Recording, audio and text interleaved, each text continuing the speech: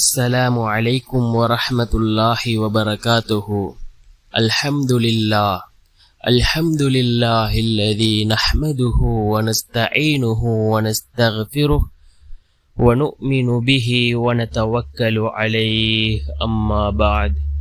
அன்பிற்குரிய அல்லாஹுவின் நல்லடியார்களே, அன்பு சகோதரர்களே, நாம் தொடர்ச்சியாக பார்த்து வரக்கூடிய துஆக்களினுடைய திக்ருகளினுடைய தொகுப்பில் இன்று நாம் பார்க்க இருக்கின்ற விடயம் என்னவென்றால், தஹஜ்ஜுடைய நேரத்தில் நாம் இந்த 4 விடயங்களையும் கடைபிடித்து இந்த துஆவை ஓதுவோம். இந்த துஆவை ஓதி யார் அல்லாஹ்விடத்திலே பிரார்த்தனை செய்கின்றார்களோ அவர்களுடைய பிரார்த்தனைகளை அல்லாஹ் ஒருபோதும் மறுப்பதில்லை. அல்லாஹ் அவர்களுக்கு உடனே பதில் வழங்குவான்.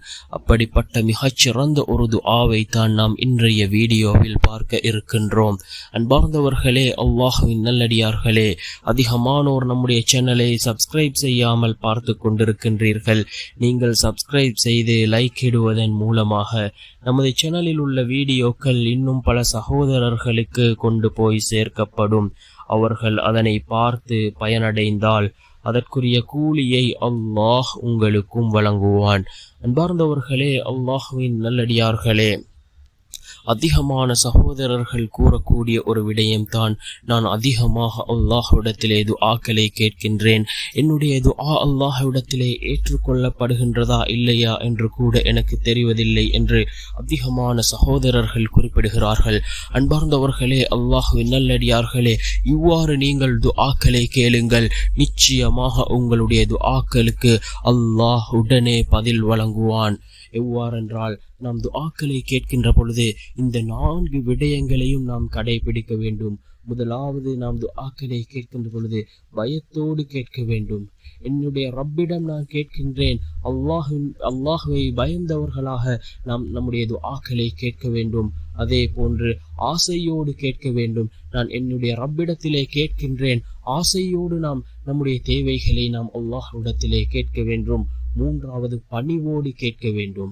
அல்லாஹ் எஜமான், நாம் அவனுடைய அடிமை, நாம் பணிவோடு அல்லாஹ்விடத்திலே கேட்க வேண்டும்.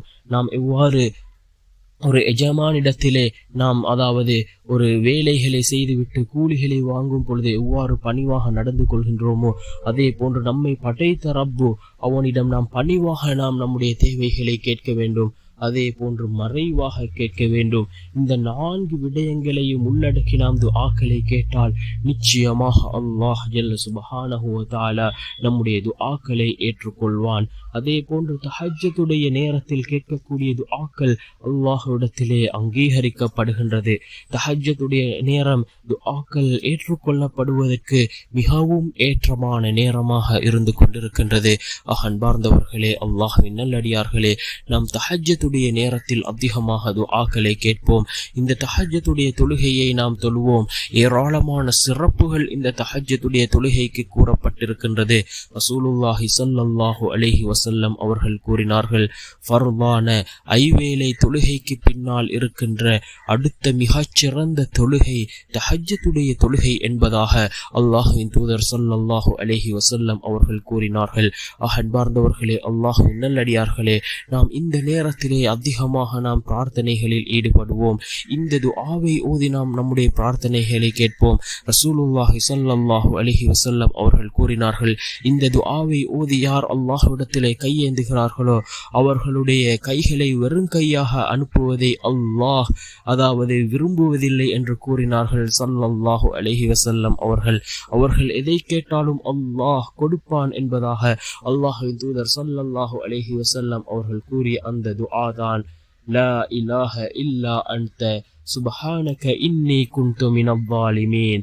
லா இலாஹ இல்லா அன்த சுப்ஹானக இன்னி குன்து மினல் ஸாலிமீன் என்ற இந்த துஆ, இதனை ஓதியார் அல்லாஹ்விடத்திலே பிரார்த்தனை செய்கின்றார்களோ அவர்களுடைய பிரார்த்தனைகள் ஒருபோதும் மறுக்கப்படுவதில்லை. அவர்களுக்கு அல்லாஹ் உடனே பதில் வழங்குவான்.